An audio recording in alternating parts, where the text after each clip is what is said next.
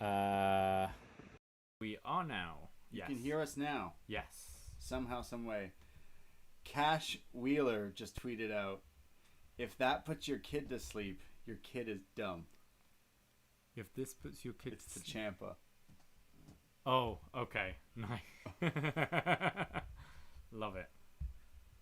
Love it. Damn, Champa is in some dirt.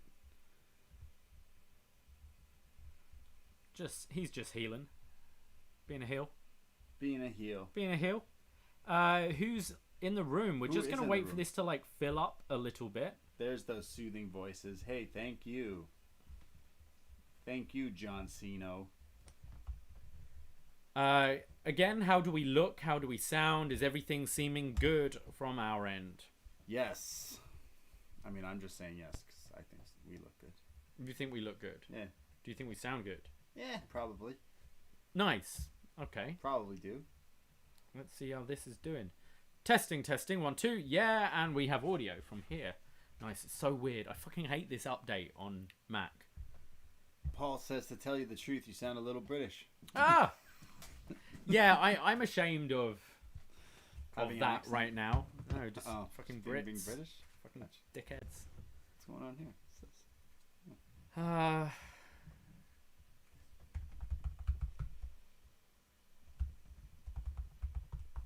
Was that the greatest wrestling match ever? We're going to talk about it. It's certainly up there. Certainly up there. Okay, so we've got Samuel Hewden in the room. You just went back to go through the show to see what you missed. You love Braun coming to the arena in Julian's car from Trailer Park Boys. I think your thing's ahead of mine, right? You were on the wrong one. Well, let's see. Oh yeah, here we go. Hey Paul, did they like the drinking game over idea at the main event?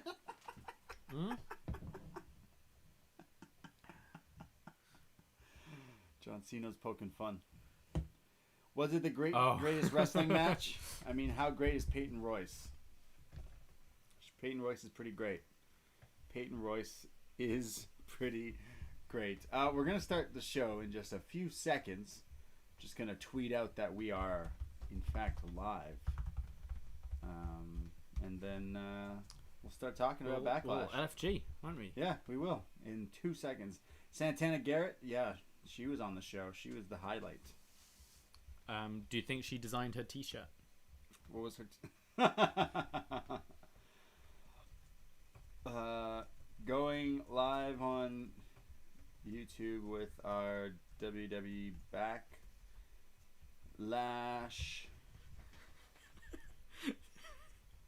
This baby picture. Oh my god! Someone just was like, "Look, I've edited the photo so you can see it." Look. Oh my god! You're ridiculous. David's trolling on Facebook lately, and he basically told everyone that he could not see a baby in a photo. So now everyone believes that David is like right. It's just a lot of other people are joining in, but it's this window baby thing. Okay. I think we should get going, right? Yeah, I'm just tweeting this out. Tweet it out. Let me tweet it out as well. Liddy, is it too good or too bad? You what? I don't know. I was just reading tweets. Is someone calling me? I think someone's calling me. Someone's not calling me. So that's good. Let's do the show.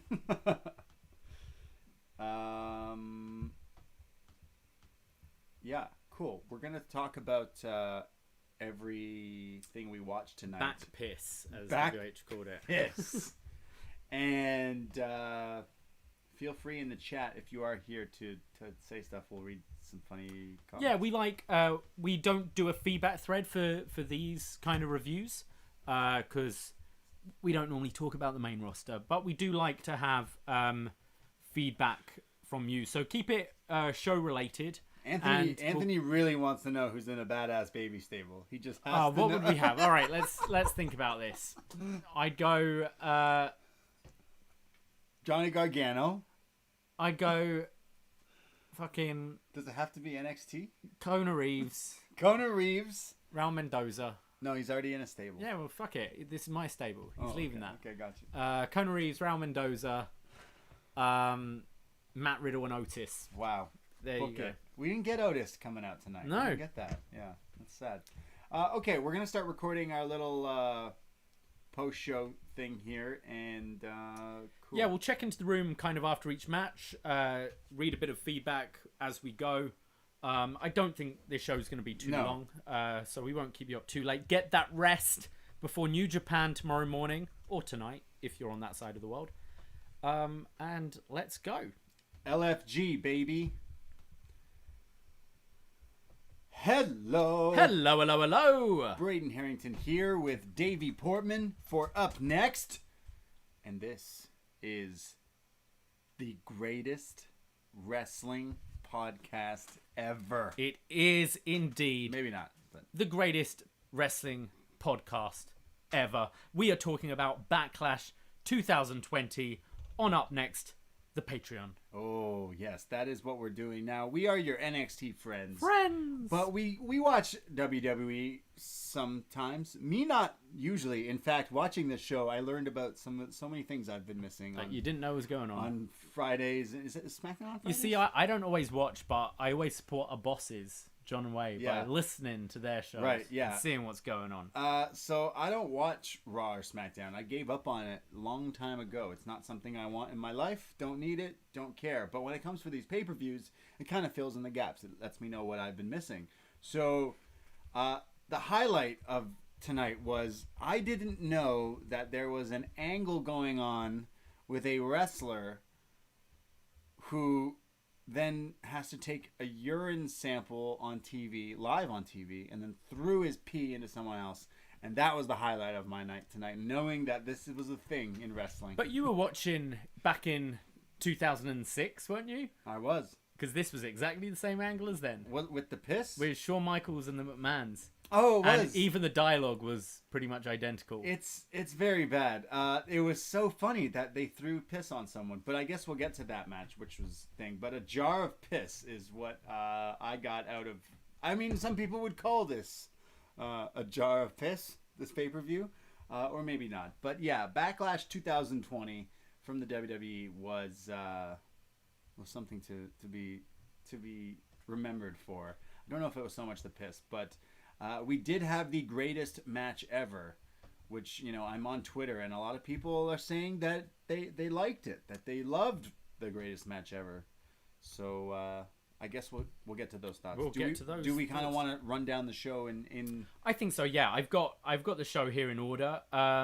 We did. If you haven't checked out already, go check out our best match ever Backlash show that we just put out to get you hyped for this review. So press pause.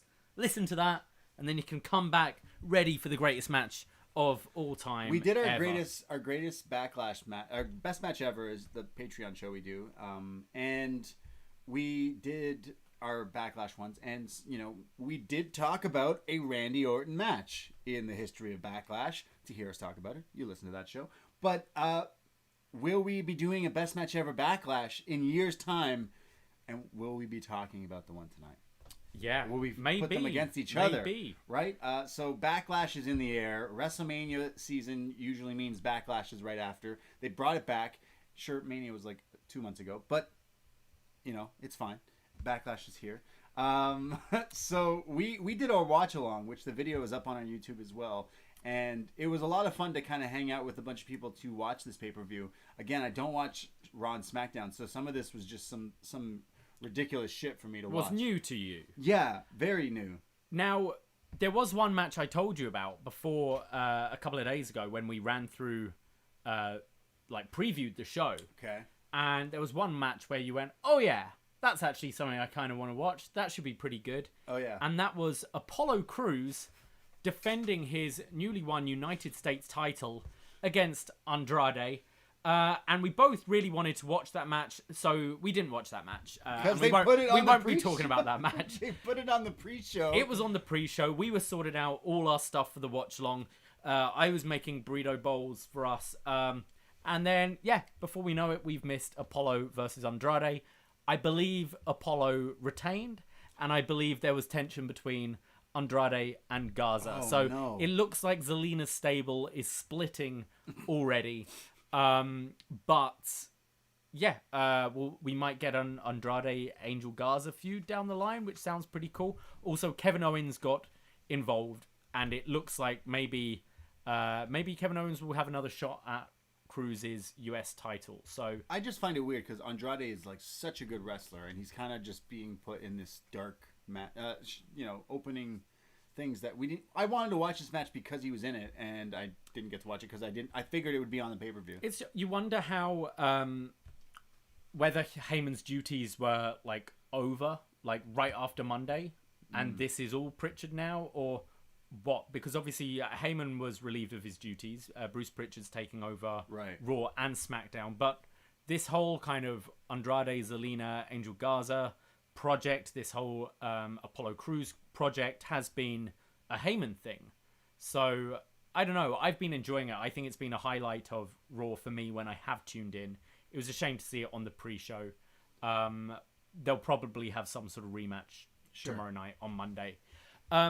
We go into the main show, and we start off with a show that has NXT implications because it's a triple threat tag team match for the Raw Women's Tag Team titles. Now, whoever wins the titles tonight will be going to NXT on Wednesday to defend their championships against Tegan Nox and Shotzi Blackheart. Shots Nox. And here we have the Iconics, Peyton Royce and Billie Kay, taking on Alexa Bliss and Nikki Cross, and taking on the Raw Women's Champions, Banks and Bayley. The Raw Women's Champions? The SmackDown. Sorry, SmackDown. I keep saying Raw.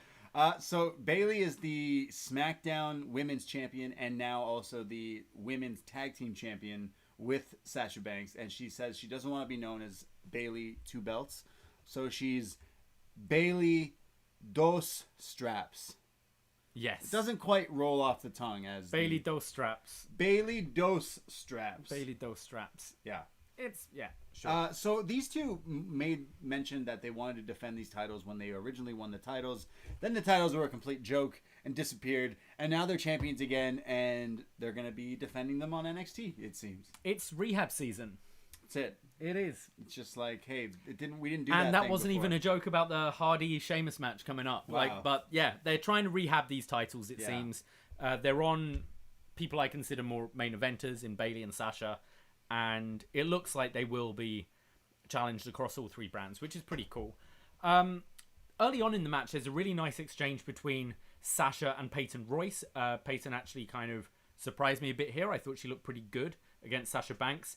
Then there's all kind of three teams going for pin attempts. It breaks down. Everyone's in the ring. Bayley and Sasha hit a wheelbarrow into a knee strike to Kay for a near fall that gets broken up. Alexa Bliss gets the hot tag and hits the double knees to the stomach of, I believe it was Sasha, and then just continues to hit Luthez presses to everyone in the ring. Look pretty fun. Look pretty cool. There's a double cross body to Bayley and Peyton from Nikki Cross, and then Peyton Royce hits a double cross body through the ropes to Alexa and Sasha, which took out everyone that was on the floor.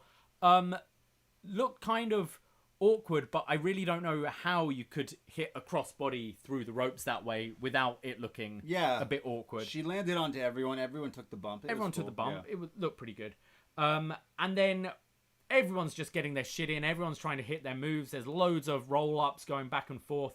We get the Twisted Bliss to Peyton Royce, and Sasha Banks rolls up Alexa to get the win. I thought for an opener this was quite good. Probably exceeded my expectations going in. I thought the match just had a good pace where it didn't feel like it stopped. It kept moving. Because of that, there was a bit of sloppiness here and there. But overall, I quite enjoyed this for an opener. Yeah, this was fine. Honestly, this was not very memorable. I don't watch Raw and SmackDown, and then I felt like I was watching a Raw and SmackDown match.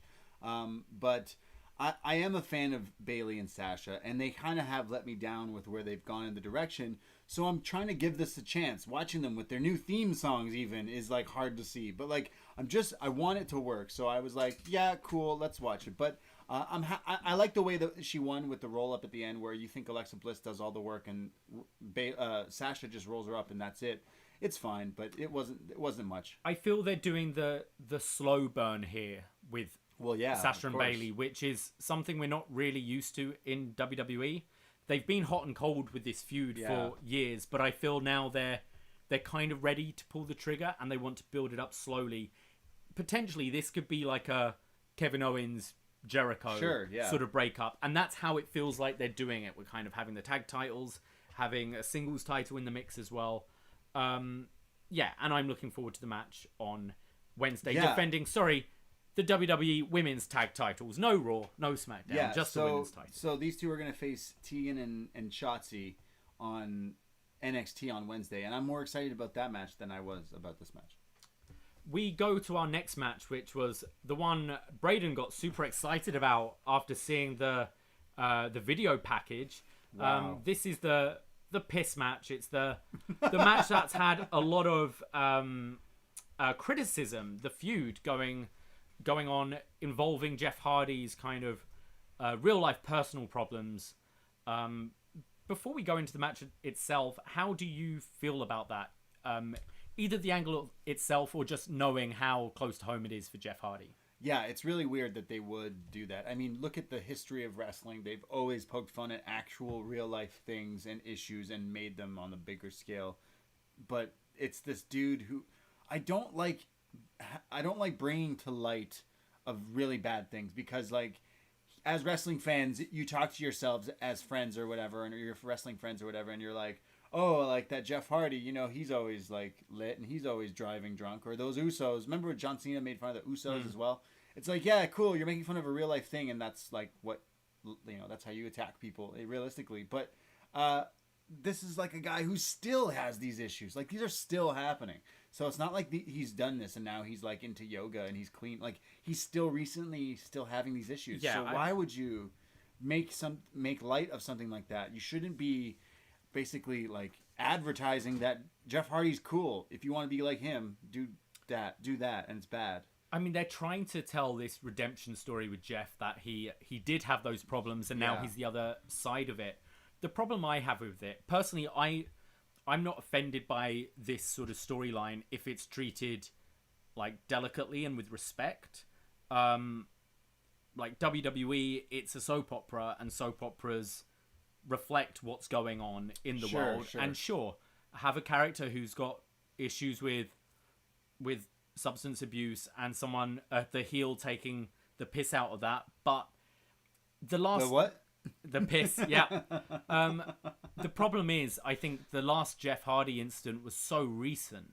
We're talking under a year ago, and that was the last public incident where you go, I don't know if this is healthy for him to be dealing with this right now. We just saw in Dark Side of the Ring the kind of Hawk and Animal story, where WWE did exactly this while he was going through these problems. I think it's just a bit too soon. I think with creative writers and intelligent writers, there is a story you could do with this responsibly and effectively with the right people. These people want it. But let's get to the match itself. I just love that. So Jeff Hardy had to pee in a cup, and it was a lot of pee. It was so much That's pee. A lot of pee. And he was very dehydrated. That pee was brown. Wow, that was some gross shit. Gross piss, rather. So this match starts, and Jeff Hardy and Sheamus go back and forth. But if I got pissed on, I would be really mad, and I would want to fight someone. So Sheamus is really mad, and he's beating up Jeff Hardy in this match. And at one point, he just yells, "You're going to throw piss on me, huh?" And just beats him down. You piss on me! You piss on me! Fella! That was the highlight of this match. Is him yelling at him that you threw piss on me. There's a moment where Sheamus dumps Jeff just awkwardly on top of his head. Sheamus started pulling out V-triggers at one point. Something we haven't really seen, using the knees to the head during the match. Yeah, it was weird to see him do that. I described this match as ugly. It felt like a fight, though. I quite enjoyed it, but there was definitely some sloppiness here and there from the two. Jeff Hardy's on the top rope at one time, and Sheamus just knocks him off. Again, Jeff's bump here was ugly. There's a white noise followed by 10 beats of the Boweron. Jeff gets the twist of fate followed by the Swanton bomb. 1, 2. Sheamus gets his foot on the ropes. Jeff does his spot where he runs along the barricade and jumps into a bro kick by Sheamus. This was cool because Jeff always does this running spot in all of his old school matches, and he runs off, and most of the time he gets beat up in midair, and this he just gets the boot to the face. Yeah, and then I didn't note down the end of the match. Oh but my God! I think it was a bro kick in the middle of the ring, was it not? It was. It was a bro kick, another bro kick in the ring, which then he pinned Jeff Hardy. You know what? I kind of like this match. It had the kind of they're actually mad at each other because there is some sort of ridiculous story. It's like when I talked about Rusev and Lashley like last year. I'm like, the storyline is fucking terrible, but when they're finally gonna fight, you expect them to like fight because they're actually mad at each other. Even though the story is ridiculous, it's the same thing here. I'm like, the story is so stupid and tasteless, but now I want to see them fight, and I don't know if I've ever seen them fight. I'm sure they have a million times. I don't recall seeing a match between these two. Sheamus just fights everyone. I think I'm kind of with you. This wasn't your kind of beautiful technical match where it's so smooth and goes from one moment to another, but an actual fight wouldn't be like that, right? Yeah. And this is what I felt like. Like here they went right to it, just less headlocks though, beating the shit out of each other. I don't know, even the headlocks were more grinding each other down. It's like, I fucking hate you, so I'm holding you here. Huh? Like, I think Sheamus gave him a noogie at one point. You want to make piss on me? It was fine. I quite enjoyed this. I thought this was pretty solid. We then have Kayla backstage with Miz and Morrison, who tells them that whoever gets the pin in the handicap match tonight will be the champion. And Otis makes an appearance saying, basically, yeah, well, I might cash in tonight, and we never see him again. Well, we got to see Mandy Rose, and so that's what's important. We did, yes. In the Jean Short thing, I might need to watch SmackDown now. For Mandy Rose? Yeah, maybe. She's borrowing like Lana's gear from a few years ago. We go to our next match, which is Nia Jax challenging Asuka for the Raw Women's Championship. Oh boy. Asuka applies this octopus stretch early on in the match and gets thrown off by Nia. Nia hits a jackhammer where Asuka lands really awkwardly. Like, Nia's pretty much on top of her knee, bending sideways. Looked quite awkward. Nia goes for her kind of leg drop squash thing, but Asuka dodges, follows up by a shining wizard. There's the running hip attack from Asuka for a 2 count. Nia catches Asuka into a sit-out powerbomb. We get a flying armbar on the outside from Asuka. They're both fighting on the outside, and then the bell rings. They get counted out. Now, see, I hate Nia Jax, and I hate this Jax hammer that she did, and almost looks like she injures Asuka here.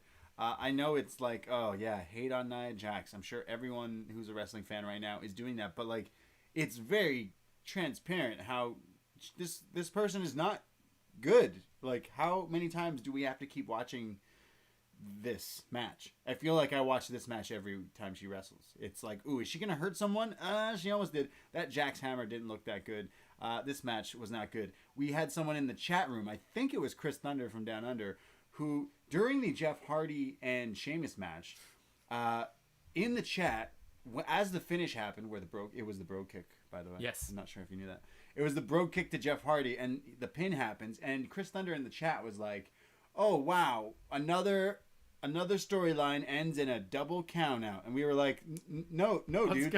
Sheamus pinned him. And he's like, oh, okay. And then during this match, he's like, oh yeah, another double count out. And it was a double count out. So everyone in our watch along thought we were in some sort of time paradox.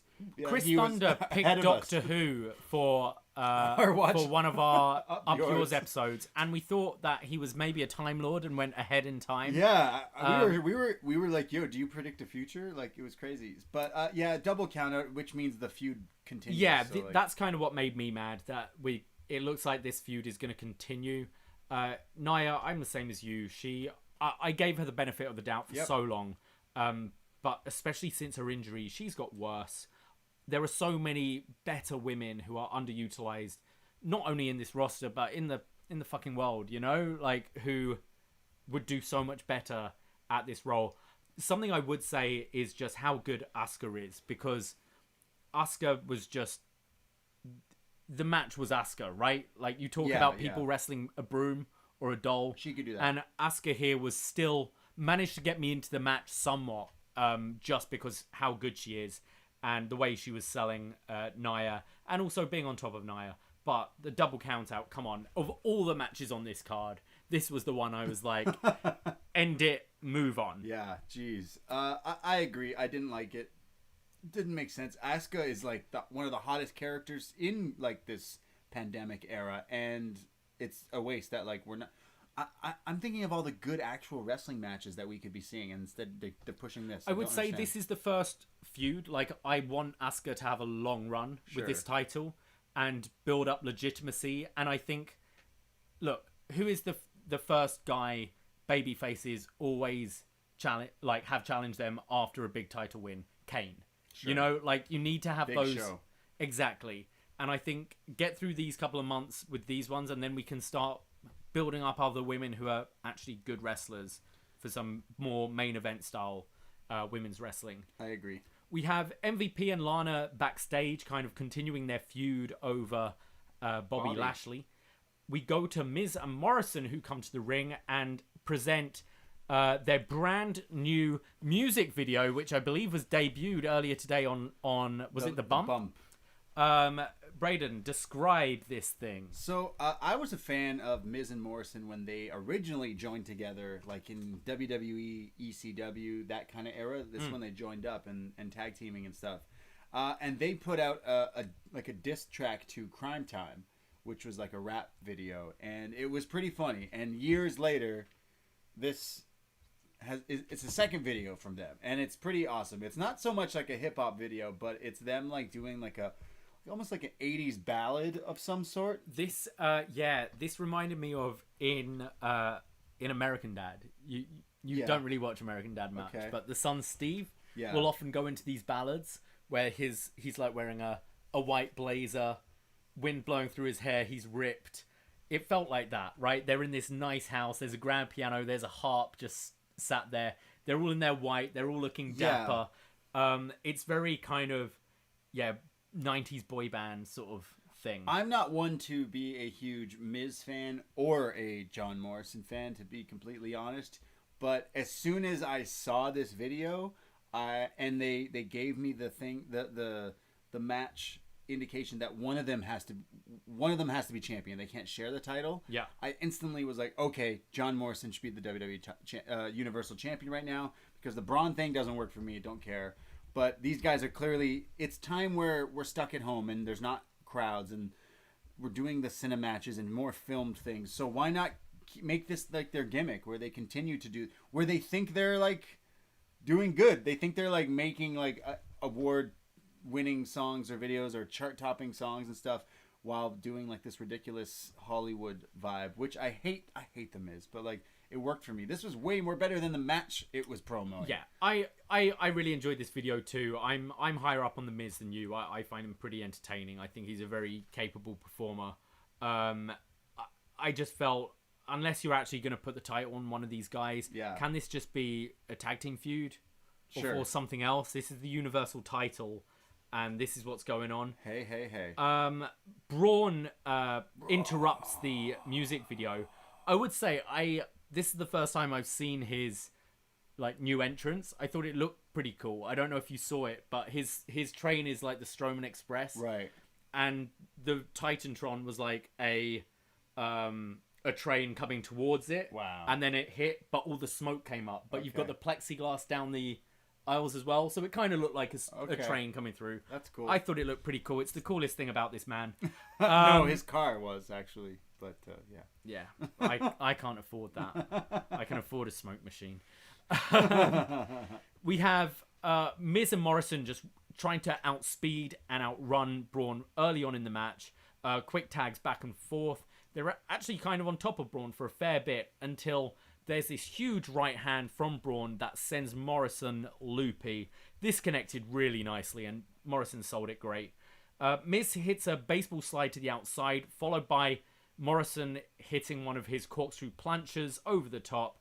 We get a skull-crushing finale from Miz to Braun, but Morrison is the legal man. So Morrison goes for the pin, and Miz, knowing that Morrison getting the pin will give him the championship, but not Miz, pulls him off, and right away Miz is very apologetic. Oh my God, I'm so sorry. I shouldn't have done that. It got the better of me. He's apologizing profusely. Miz gets caught in a chokeslam, which I would say I'm not a big Braun Strowman fan, but I thought this chokeslam looked pretty decent. You should continue doing it. I'd say it looks better than his running power slam, which I'm not a power slam guy. Come on. Yeah.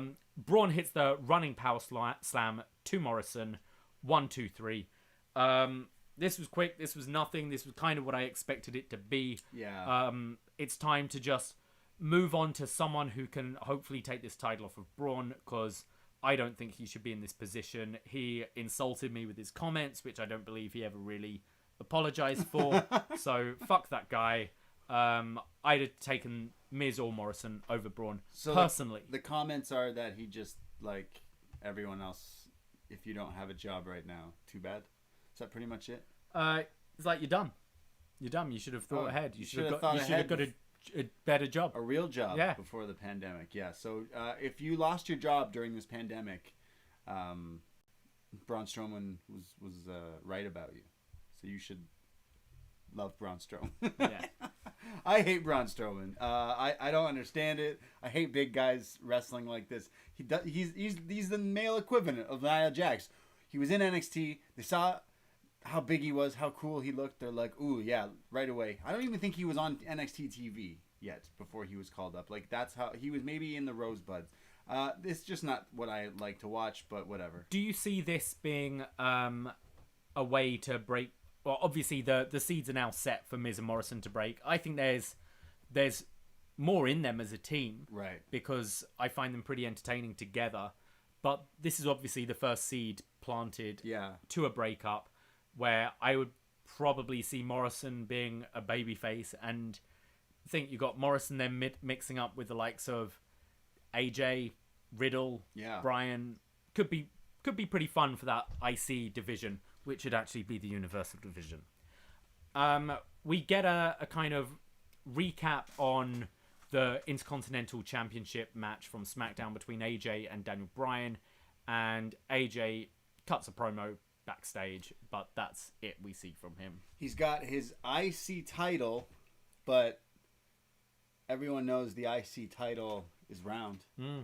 So AJ Styles is going to have to flatten that just a tiny little bit if he's going to keep walking around with that IC title. I haven't watched that match, but I'm going to check it out. Daniel Bryan, AJ. I really want to. I'll probably put it on later to bridge the gap between this review and New Japan. We go to our WWE title match, a rematch from Slammiversary 2016. We have Drew McIntyre defending the title against Bobby Lashley. Well, it's a Slammiversary rematch. Yeah. Before the bell rings, Lashley gets Drew into the full Nelson, the Master Lock, if you will, and is just wearing away at him. Drew is just getting beaten down. And Drew finally gets to his feet. Did he even agree to ring the bell? Because he's still in his jacket and everything. But he's still in the jacket. Come on, dude. Take your jacket off first, man. The bell rings. Lashley spears him right away into the corner, just running shoulders into the corner. It's all Lashley at this point. We see Lana backstage watching on. Lashley kind of impresses with this Northern Lights suplex followed by a kind of swinging neckbreaker. Looked really nice from him, I thought. Yeah, it did. Then it didn't look so nice on the outside. Lashley goes for a Death Valley driver, but instead of hitting the move, he just drops Drew on his head. Yeah, this was kind of scary to watch because these guys are big. Drew is a big dude. Lashley's a big dude. They're muscly, and it's like it was about to drop him. I think Drew protected himself. I think he got his hands down first. But yeah, this was ugly. This didn't go according to plan. That could have been really bad. Like, you could have just dropped the guy on his neck. Yeah. Essentially. Ouch. Lashley gets Drew on his shoulders and just runs him into the LED ring posts. Again, this fight reminded me of the kind of Hardy-Sheamus match. It was ugly. Like, it was an ugly fight. You could say that. These guys are fighting outside on the for a while. There's a suplex to the floor. Drew then gets thrown into the barricade. We get a Drew McIntyre kip up in the ring. He walks into this like one-handed spine buster from Lashley for a 2. Lashley goes for the master lock again, but Drew counters it into his reverse Alabama slam. Lashley catches Drew into a crossface. Lots of crossfaces on tonight's show. Drew counters this into the setup for a tombstone. Yeah, this was weird. So Drew is going to hit the tombstone. This gets countered into an ankle lock, and Drew counters that into a Kimura. There's then a superplex from the top from Drew. The Claymore gets countered into a spear, and this is where Lana comes out, and we all know what's going to happen now. Everyone's distracted. We get the Glasgow kiss from Drew to Lashley, which knocks Lashley into Lana, who falls into MVP's arms. Lashley's looking concerned, turns around, eats the Claymore. 1, 2, 3. Drew McIntyre is still your WWE champion. Yeah, this was what I expected out of this. Like, I'm not a big fan of Drew, not a big fan of Lashley. 2 boring wrestlers to me, big guys that are just kind of like the classic WWE look. I have watched them fight before in TNA wrestling. This was a Raw match at best for me. It's paint by numbers with the Lana thing coming out with MVP involved. And it seems to be a reoccurring thing with WWE right now. Oh, we don't have a crowd? Let's just recycle shit we've done before. Hey, whether or not they have a crowd, they recycle this shit every year. Exactly. Multiple times a year. It's just, this was like really, like, it's on the network. It's not a pay-per-view, even though they tried to get pay-per-view deals and stuff. I couldn't imagine someone paying for this. Like, no. I wouldn't watch this if we weren't gonna do, like, this was a Raw match, and it was a world title match. So I'm just like really baffled at the decisions that they're making. I need a worthy like rivalry for Drew McIntyre, and he hasn't done anything since. I'm not necessarily blaming him, because it is weird to watch wrestling without a crowd and stuff. So we don't know what works and what doesn't work. But this didn't work for me. I didn't care about this that much. Fair enough. I quite enjoyed the match until the end. I thought it was just 2 big lads like beating the shit out of each other, which I quite enjoyed. I really have quite enjoyed Drew McIntyre's rise to this position. I think he's a babyface who actually looks credible. There are so many babyfaces who just get given someone in the chat room mentioned, as soon as The Rock managed to make comedy work in a top babyface role, they thought that's what every top babyface needs to do. And unfortunately, most of them aren't funny. So right. It's lame. I don't think Drew has been lame so far. Be interesting to see how long that lasts. But he's a smart babyface I can get behind. And I quite enjoyed the match until the end. You knew this was coming. You knew that this Lana thing was going to interfere. We've seen it so many times. They just go to their book of finishes. What do we do? Okay, manager gets knocked off, distraction, boom. End. And it's just yawn. Just give someone a decisive win. Yeah, it's fine. You can do that. Yeah, it was fine.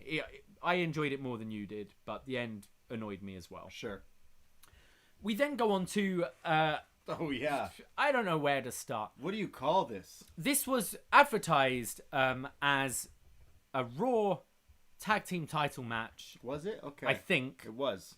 It was added to the show tonight. Street Profits versus the War Raiders. The Viking Raiders, sorry. Right, War Machine. Now, I just wanted to say, I saw you flicking through Twitter and saw the picture of The Undertaker. Right. I was wondering if that was a subtle tease for Drew and The Undertaker down the line with the tombstone. Sure. Because I know that was a match they wanted to go to about a year ago. Right. And just things moved in different directions. So maybe that was the tombstone, or maybe he just got confused and he thought it was in the main event and was just going to spam finishing moves. Sure. I don't know. That's probably what happened. But yeah, Street Profits versus the War Raiders. Now, yeah, we thought this was going to be a straightforward one-on-one tag team match. So they've been having their series of doing bowling and golf and basketball and all of that on Raw.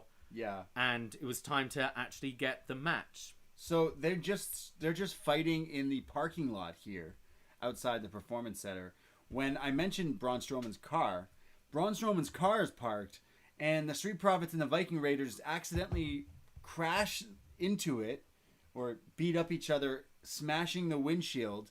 Which then they're scared that Braun's gonna find them and that, so they all run away back into the Performance Center, and then they start to fight everywhere. There's brawls, there's music, there's turkey legs. The music comes in, and we realize, okay, this is gonna be one of those matches, unadvertised. Right.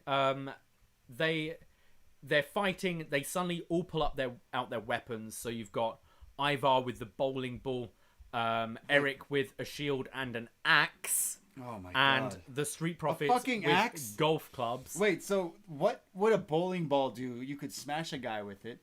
I think it would be hard work. Like you could. I guess he's a strong guy. You gotta use two hands. Yeah. There was a movie Mystery Men where there was a bowling ball used as a weapon, so it can be used. But I don't know. An axe would be obviously a good weapon. I mean, I think that's overstepping it. But I've always thought a sledgehammer to the skull was overstepping it. Was always fine. Yeah, exactly.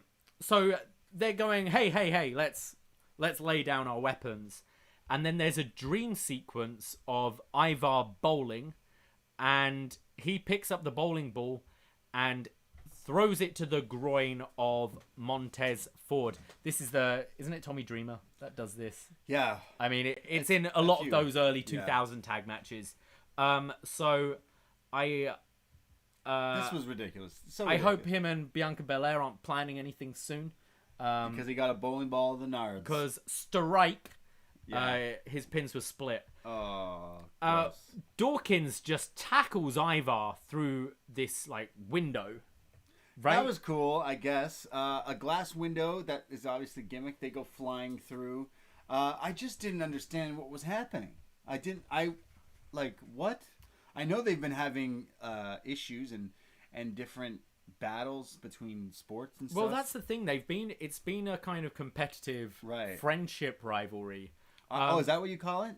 I just say it's bad acting from all four of these guys. No, I mean the lead up to this. It's been this competitive friendship rivalry. We get another dream sequence where they're playing golf and Ivar's eating turkey legs. They then say, anything you can do, we can do better. They were like, well, you grab weapons. And they're all arguing. And they were like, well, this escalated way too quickly. Let's take this outside. They're fighting outside. And then motorcycles show up. It's not The Undertaker. It's not The Undertaker.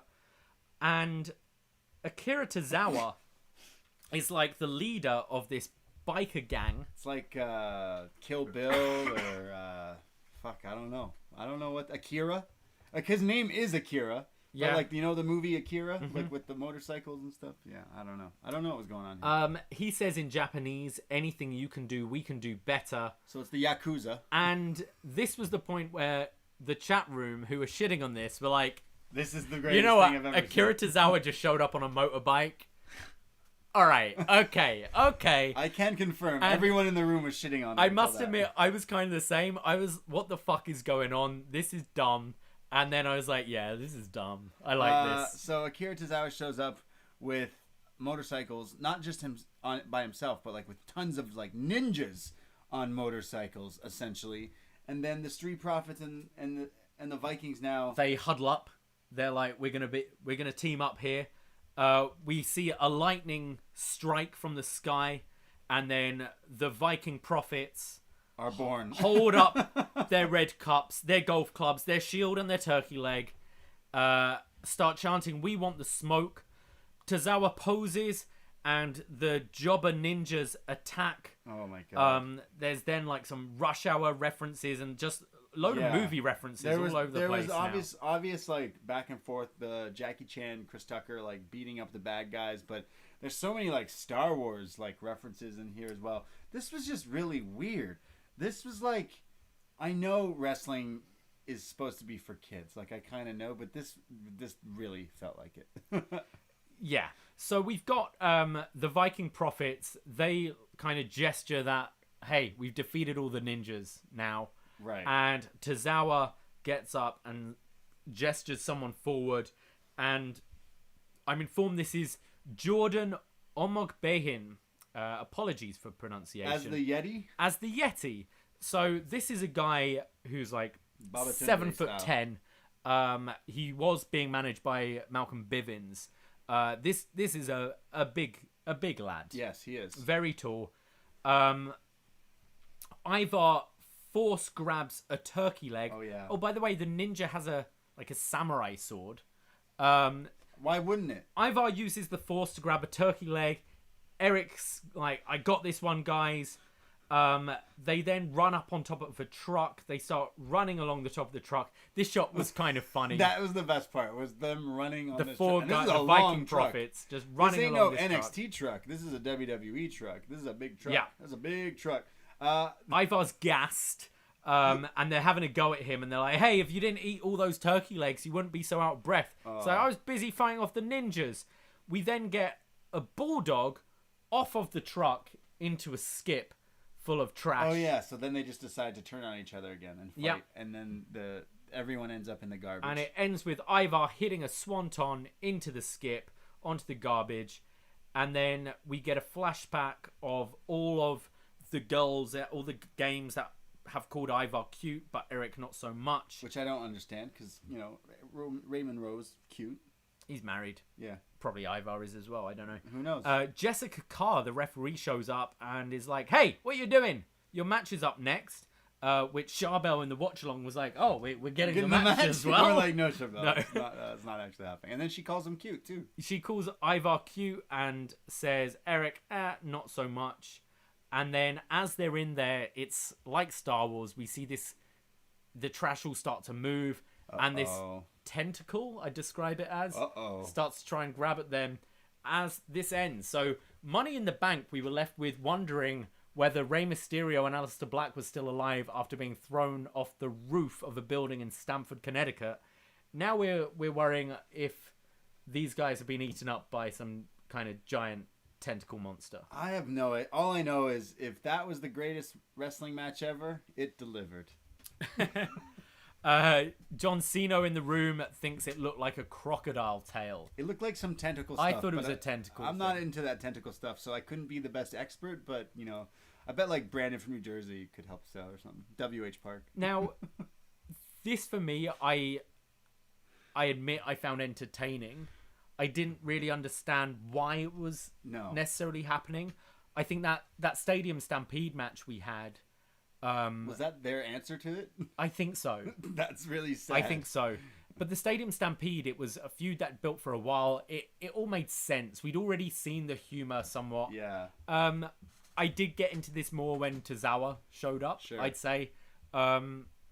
This on the lower end of these cinematches for me. Does this but count? I can't say I wasn't entertained. And reading the YouTube room tonight as well, they seemed pretty entertaining. They were in the live watch along, but it was so funny because it was so ridiculous. Fuck, I'd take this over a stupid food fight every Thanksgiving. Yeah. Or, fart jokes and stuff like that. At least this isn't pretending to be right. Like funny. I don't know. Oh, I was pretending. No, I mean. It wasn't yeah, funny. no, I take that back. It was bad. Let's just say what it was. This was bad. WWE, if they want to keep doing comedy, need to hire funny people.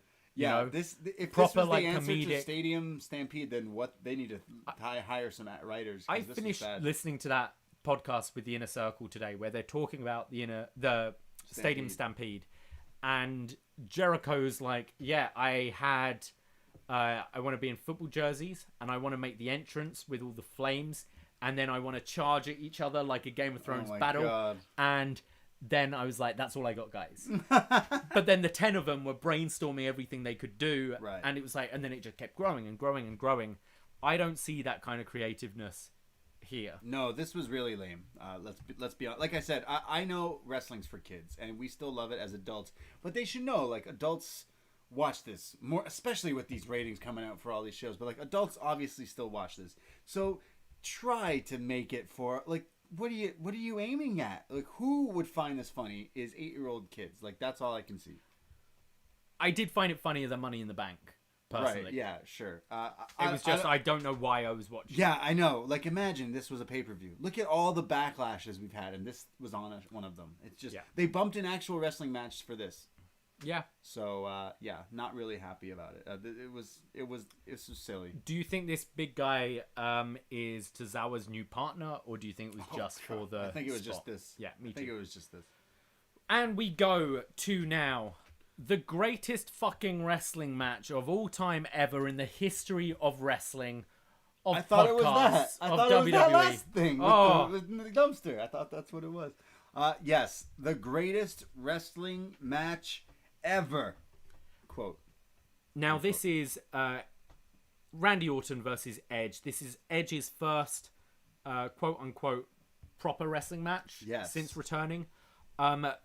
The commentary team right before the match says that this has been a feud that has been building. This was meant to take place in front of tens of thousands of people, and therefore we've enhanced the audio. We've done creative camera angles and stuff like this. Yes. They were telling us right off the top what to expect. They weren't going like, this is going to look like every other match on the show. They were embracing that.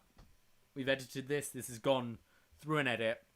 So this had crowds piped in. Yeah. If you were one of those people who were like, hey, why don't they just add a crowd noise? Well, they listened to you for this match. They added a crowd on top of the people like in the crowd here. In the if crowd. that makes sense. Yeah. So you have the audio of the commentators, you have the audio of the ring, the match, the wrestlers, and then this like added in sounds, which is like cheering and booing and kind of getting hyped. Like a normal wrestling match. Yes. Chants and everything.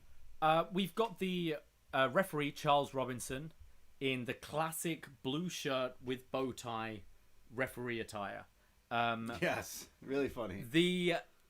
There's like microphones lowered down from the ceiling with MSG written on them, and we hear the voice of the late great Howard Finkel announcing the match, calling both Edge and Randy, introducing them to the ring. I really like this for the start of the match. Yeah, this was really cool, and a nice little touch here. Obviously, rest in peace, the Fink. But it's cool that they kind of got obviously former calls that he's made for these two. Yeah, and then just piped them in. Really cool. Yeah, so the match starts. Charles Robinson dresses them down. This feels like a big fight. We don't really see this in WWE. I know other promotions do this. I believe AEW has done this for main events, and obviously we see this in boxing and UFC all the time, where they're going, "Hey, I want a fair fight. I want no low blows. I want no hair pulling, no eye gouging." Yeah. So again, just kind of okay. You're treating this like a big important main event. I dug it.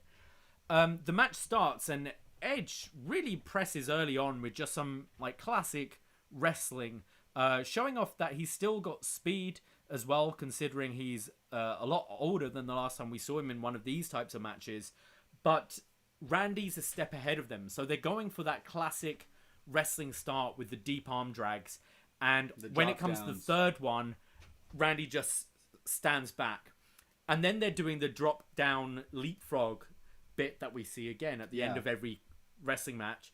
And Randy, at one point, doesn't get up from the drop down, which kind of trips Edge and sends him to the outside.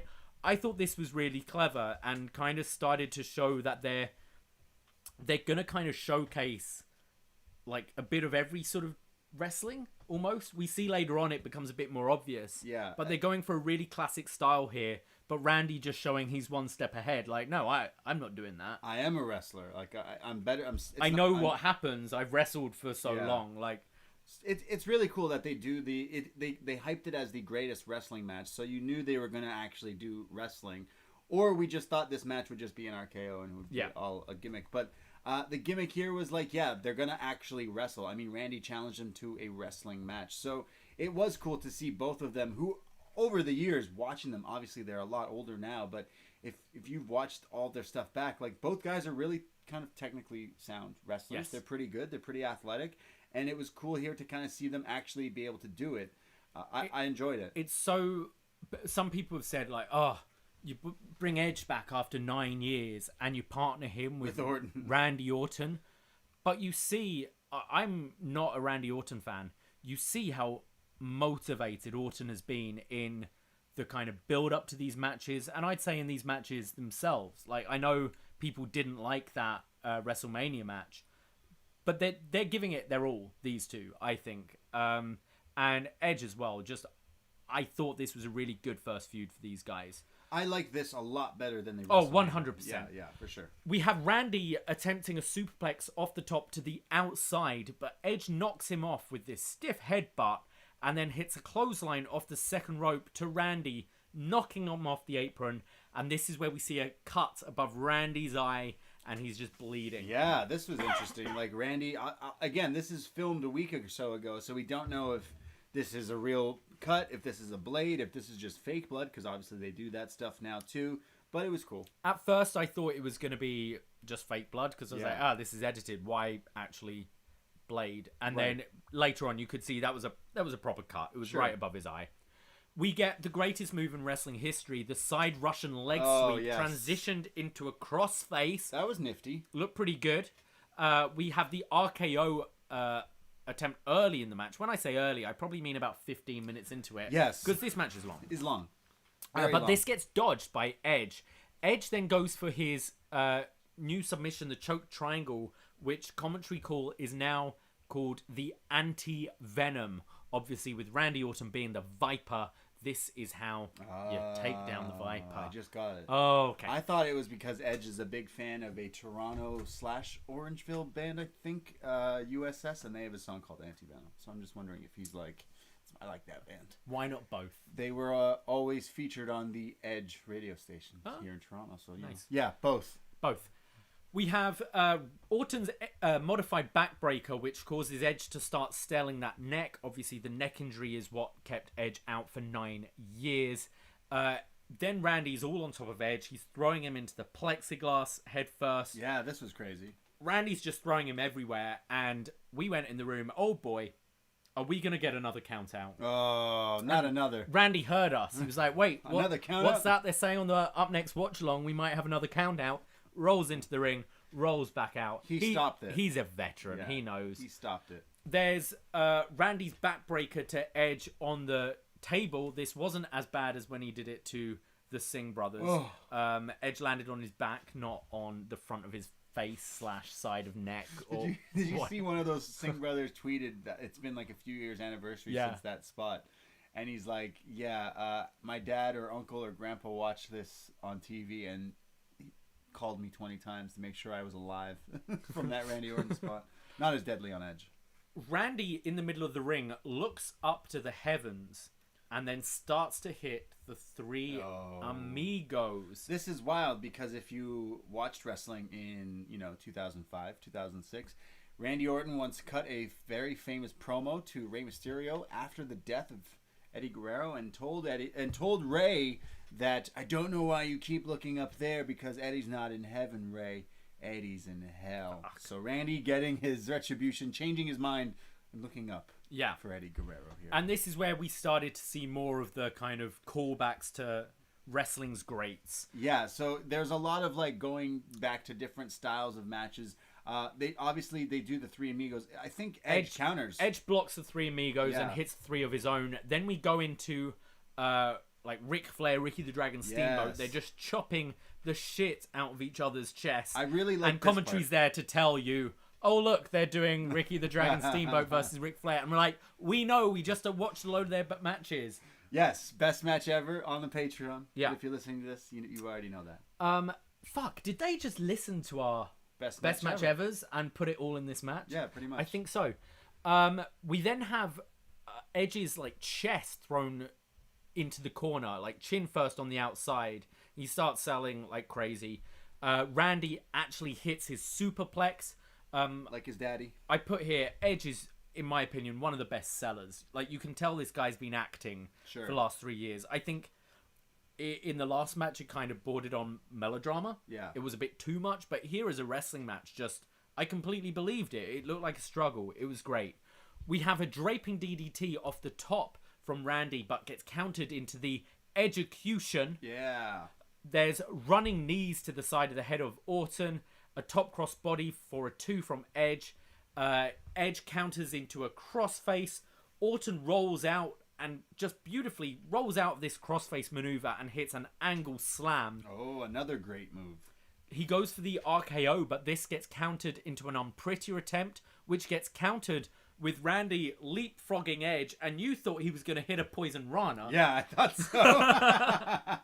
I was like, Randy's been watching his wrestling, and he's going to do a Poison Rana or a Canadian Destroyer. Why not? Didn't get that. He goes for the RKO again, but this gets countered into the Edge-o-matic, where you just kind of drop him backwards. That's great. We get the powers. Edge sets up for the spear, but this gets leapfrogged. Randy claps his hands, goes for that power slam, but this gets blocked, and Edge hits the unprettier, his former tag partner, Christian's finisher, 1-2 kick out.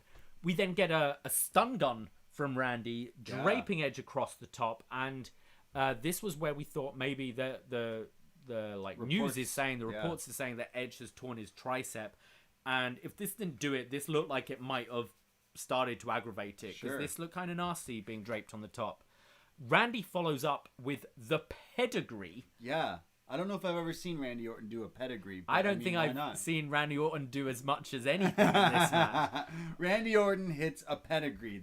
His trainer, his mentor in Evolution, Triple H, and here he is hitting this. He's had rivalries with this guy. I'm sure he's done it on Triple H. It's a pretty good pedigree. Better than Seth's. Yeah, it is. You know what? It is. It's better than Seth's pedigree.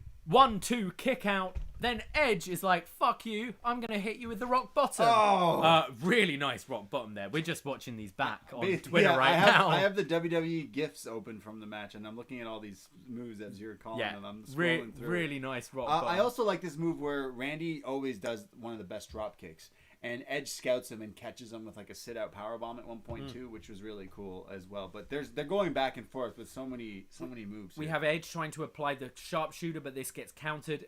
Edge attempts a backslide, just a classic backslide, and they're doing the bit where Orton's fighting out. And I don't think I've ever seen this. Edge just kicks back to hit the back of the knee of Orton, and then backslides him. I was like, that makes complete sense. Yeah, that why hasn't anyone ever done that before? Yeah. There's this huge uppercut from Randy, sending Edge to the outside. Then Edge is just attempting roll-up after roll-up after roll-up, and then goes to roll him up again, but gets hit by the RKO out of nowhere. 1-2, Edge kicks out. This is the one where he like jumps off the turnbuckle and turns That's around. Next. Oh, That's wow, next. Okay. Randy sets up for the punt, but runs into a spear, and then followed by a second spear, but Randy kicks out. Oh my goodness. Edge then goes to the second rope for a springboard, but turns right into a second RKO, which Randy kicks out. Edge then applies the anti-venom, the like cross-arm triangle chokehold thing. Yeah. I'm not an MMA expert. You grab the neck. We get a low blow from Randy, which Charles Robinson doesn't see. This drops Edge to the mat, and Randy hits the punt, slapping his leg, and gets the 1-2-3. The thigh slap punt. Yes. Randy Orton is the greatest wrestler ever. After the match, Randy gets into his ear. I thought, because they were kind of doing callbacks to loads of different sort of matches and wrestlers and stuff, I thought they were doing the Rock Austin thing. Okay. Where, Rock was the heel and kind of shoves Earl out the ring and whispers. Oh, I thought it was like... I'm blanking on what I think it was now. I lost my train of thought. I thought that's what he was doing, but he wasn't. He was still being a heel. He was saying like, I thought now it's time to go home to your 3 kids, essentially. Yeah, he's talking shit. I thought he was going to say, I'm sorry, I love you. Yeah, essentially. I mean, that's what the Rock one was. He was like, I love you, thank you so much. This was crazy. So he punts him, he beats him, and then tells him, you're done. You're done. Finished. You're finished. Get out of here. They bring out a stretcher for Edge, but Edge refuses to be stretchered out as the show ends. What did you think? Yeah, so the entire Backlash show as a whole, I was really not liking it. I felt like I was watching SmackDown or Raw. I've said it already a few times, but it really wasn't until I got to this match that they made it feel different. They made it feel special. I'll admit that if you were to say, yo, the match you're about to watch tonight is gonna be with sounds added and different camera cuts, and edited, it was already filmed, you're kind of like, I don't know about this. I mean, the Stampede thing was taped and it was the day after and stuff, but I don't know. But then they went out and it kind of worked. It really worked, I thought. This was one of the best things I've seen since the pandemic era. I thought it was really cool that, yeah, they joked for weeks that this was going to be the best wrestling match. And then they went out and kind of like had a wrestling match.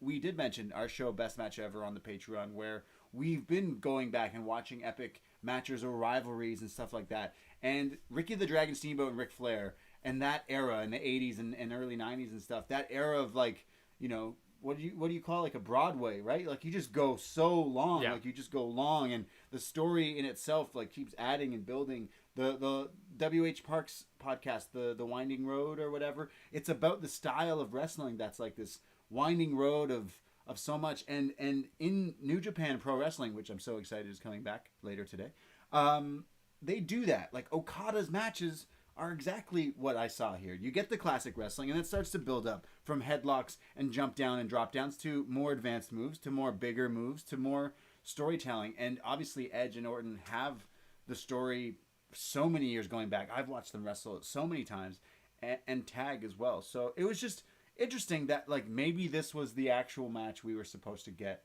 kind of out of. I felt like the Mania match, where it was so long and it was just them brawling, didn't get what I actually wanted out of it, but this one did. Yeah, so that Mania match was shorter than this one, and it felt way longer than this. Felt way longer. Yeah. I was aware this was long, but I was enjoying it. I'd be interested to know what the kind of original cut is, because to me, I couldn't really spot edits. The way they edited it was they had these really cool different camera angles we're not really used to. WrestleMania 10. It reminded us, WrestleMania 10, Brett v. Owen, where they keep on doing like the bird's eye view to actually just watch the wrestling. They did that. They had a lot from the corner, which we don't usually see. They were the kind of edits I saw, as well as the crowd sweetening. Yeah. But this wasn't like on NXT the other week, where Velveteen Dream climbs the top and does an elbow drop into the crowd onto the floor. And it's clearly obviously edited because you break your hip. Yeah. I didn't notice anything like that. So I'm wondering if this was bell to bell 44 minutes as it legit was, right, and they just edited all the camera angles and stuff. I would agree that it probably was, because I didn't see anything. This to me didn't. The thing that aired before this was like, 10 plus minutes of stupidity of fighting around with a group of dudes and ninjas and shit. But like it felt like that was going on forever, and like here it was going on forever, but it felt like it was short, because I watch wrestling for wrestling. Isn't it weird? I want to watch wrestling, and I finally got that. Obviously, they're pulling our leg with the greatest wrestling match nonsense tagline, but fuck, it delivered. But it delivered, and I think it kind of, the match they gave us was, they're calling it the greatest wrestling match ever, and this felt like homage to the great wrestling matches. So yes. I was like, okay, you've kind of made it work with that tagline, because when do we ever see a regular Randy Orton Edge match? If this just happened in normal circumstances, we're not seeing pedigrees, angle slams, sharpshooters, rock bottoms, are we? Right. That they were playing up to that. A lot of people were saying, like, why didn't they just do this for Mania? You got to remember, Mania was only right as a few weeks after this started. Yeah. And we're figuring it out, and we're learning, and they clearly learned, and I was thoroughly impressed. I thoroughly enjoyed this match. I know some people from like our chat room and stuff didn't like the kind of crowd noise. For me, I didn't mind it too much, and I thought they actually managed to pick crowd noise quite effectively, which seemed appropriate to stuff going on. It didn't feel too canned to me, even though the visuals sometimes are seeing like 10 people in a shot and a really loud noise is a bit jarring, but the close-ups felt normal. just normal to me. Yeah, it felt normal. I was very impressed with this. Yeah, I was really impressed with this match. The rest of the card, dare I say, was not good and was thumbs down. But this saved it for me. I really like this match. I think this was. I think I already said, but this was one of maybe not the best match they've had since being under quarantine. And I'll even count the Boneyard match. Oh. I think I even like this more because the Boneyard match wasn't really a match. This actually was. You know, you can't really call this a Cinematch. For me, I like if at the end of the year we've got to categorize Cinematch and like matches. Whatever. This was a match. Think we've had NXT matches like years before all this where they filmed multiple endings. Yeah. Like editing wrestling matches isn't a new thing because it's been taped. SmackDown's been taped for months and years. I mean, yeah, exactly. So I would treat this as a proper match. I wouldn't call this a Cinematch, even though you switch like SmackDown and Raw. Come to the UK. Every tape show in the UK, they like Stadium Stampede dub us out or whatever. Yeah, I really enjoyed this. I was higher up on the rest of the show than you were. Yeah. You say this felt like a Raw or SmackDown. You don't watch them. They're pretty shit. Like this was better than a Raw. Sure. But that's just because the standards are low for Raw and SmackDown. I got out of this main event, the match, Randy and Edge, they delivered. Like in my opinion, these two guys delivered. I know Randy's been having the Twitter beef with Ciampa, and wow, some of the wrestlers have been coming to the side of Randy here, particularly the Revival FTR. Some of their tweets are pretty funny and taking shots at Ciampa again. But I thought this was great. Since quarantine, we've been watching all these old school wrestling matches just because what else is there to do? And it's like they capitalize on that. It's like they knew people would be watching older stuff and old stuff. So why not bring it all back around and kind of tie it up with a bow with two guys who have been around in WWE for like a long time. Like sure they've come and gone. Gotta say as well, like even if bits were edited out of this, that means Edge went for more over 44 minutes at this pace. Jesus. Like this was really good. Who else has come back after 9 years off and put on this? Yeah. Like, if this was his first match back, people would have lost their minds. More so like now they're like, okay, yeah, that was whatever. But then they're like, oh, this was pretty good. But this was the main event, whereas the whole show itself I felt wasn't great. But this greatest wrestling match ever, was it the greatest wrestling match ever? No, it wasn't. But you know what? I actually really liked it. It could be some people's pick for greatest match of the year. I could definitely see a lot of people picking this as a match of the year. I mean, at this moment, I'd put it in the short list. When like, if I was compiling, last year I compiled like a list of about 25 matches and then we whittled down to 10. Like, this would be one I'd put in there. Yes, absolutely. I would put this in my top 10 instantly for this year. I've only watched it just live a few minutes ago, essentially. But this is something I would watch back. I really like this. This is Edge and Orton just being like, let's just put on one good show. Just do it once. Randy's had in 9 years as well. Like, come on, let's be real. Lazy fucking prick. You know you could wrestle, so why don't you? Instead of just doing chin locks and shit. Really love this. Because he doesn't have to. That's the thing. Right? I guess not. But when it comes down to it, I'm going to say thumbs up for this. I just want to say the match was great because the rest of the show really wasn't. But for me, I'd go for the whole show, thumbs up. Sorry, thumbs in the middle towards thumbs up. But yeah, this main event, like, worth my network subscription. There you go. Me. Right. Imagine only the money was going to better places. But you know. Yeah. What can I do? What can you do? Wow, the greatest wrestling match ever.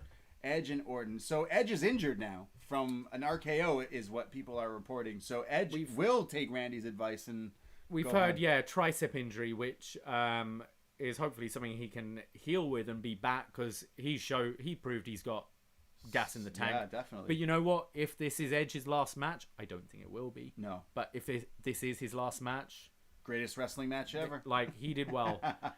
But to be honest, by the time he's healed, it's going to be crowds again. It's going to be his first match back anyway. Yeah. Because having that pop of your first Edge match in front of a crowd, I'm excited for the Edge journey. Yeah, me too. I'm excited to see, but hopefully he's okay and hangs out with his wife and kids like Randy told him to do. But great match to go out on. Jeez, I would say really good stuff. So maybe one of the best matches I've seen in WWE, let alone Ever. No, but like in the past few years, like looking back, trying to think of WWE bangers I've really had, and not even NXT, but like WWE main product kind of stuff, and it really delivered. And it's too old time. It's too old dudes, like not new people, not new stars. Isn't that nice though? In a way, like this should make younger people pull. Like when an Edge and an Orton can show, hey, we can have good matches as well as be like captivating on the mic and stuff. Like not everyone, but there are so many good wrestlers out there right now. But I don't see that star quality that these guys have. Sure. Of just charisma, and these guys were the complete package for this feud and this match. Yep, I really liked it. It was a lot of fun. I know people in our YouTube chat during the watch along we did. Were like kind of iffy on the whole show up to this thing, and then everyone you can tell when wrestling's good in our watch-alongs when it kind of gets more quieter because people are just like, this is watching, they're soaking it in, they're taking it in, they're really enjoying it. And we're live recording this post-show thing on our YouTube, and I know a lot of people in here were like, yeah, like this match should have been the Mania match, it would have been a Mania classic, but instead it's a Backlash classic. We're gonna have to go back and I add this to the list. I would. Right? Yeah. I definitely would. So that was Backlash 2020. Thank you, everyone, for joining us on our watch along and our YouTube page and our Patreon and upNXT every Wednesday night. Of course, you can find upNXT wherever you find your podcasts. We do the NXT post shows every Wednesday night on our YouTube as well. And we'll be back for another watch along. We will. One day, whenever that may be. We might be. I've got to figure out because. Excuse me, I might be going back to work soon, but hopefully I'd quite like to try and arrange some sort of New Japan breakfast. Sure. So I'm saying this tentatively. It might just be me. I don't know. It really depends on work schedules and stuff. But for hopefully one of the Dominion shows or something, we might be able to do some kind of watch along for that. But don't hold us to it. Yeah. But maybe. Just maybe. Yeah. The greatest breakfast watch along of all time. Wow, it could be. And we're saying it right now. We promise we will have Chris Thunder from Down Under for that one because I screwed up. He was meant to be on our watch along, and bless him, he always joins in on our watch alongs and is always like, "Oh, can only have coffee because it's like 10 in the morning in Australia." And hell, it would be nice for us to be having coffee and Chris to be getting white girl wasted whilst watching New Japan. What is he drinking? Honestly, he has these cocktails. I can't remember what they're called. Victoria Bitter beer. Maybe he could get some drinks from Japan. I know Jesse from the Six got us some strong zeros. Yeah, Jesse, we miss you. Yeah, we miss you. Thank you, everyone, for listening. Thank you for supporting. You can follow us again, the Facebook chat, facebook.com/upNXT podcast, and Twitter @upNXT podcast as well. Join in all the fun. Thank you for listening. Thank you, associate producer John Cino, for helping us out with everything. And thank you. Yeah, take care. For joining the greatest upNXT podcast ever. Ahoy. Oh, I forgot ahoy. How long have you been doing? Add it on. I forgot to do the ahoy. Yeah. Well, you didn't do it. You were doing your job. Well, no, you go. Take care. Be safe. All right. Take care. Be safe. Ahoy! Wow, that was nuts. Jeez. All right, YouTube room. Hey, thank you, everyone, for joining us. No ahoy. Yes. Eric Marcotte, thank you. Thank you for joining us. We'll be back Wednesday night here on the YouTube, so join us, guys. Thank you. I'm going to go edit this. Yeah, take care, guys. A bonus ahoy for Tattoo Jack. Why? What did Tattoo Jack do? He didn't do shit. He didn't do shit. Was he even on the card tonight? Was he that big lad with Akira Tozawa? Yeah, that was him. Yeah, that was him. All right. Take care, guys. Bye. Bye.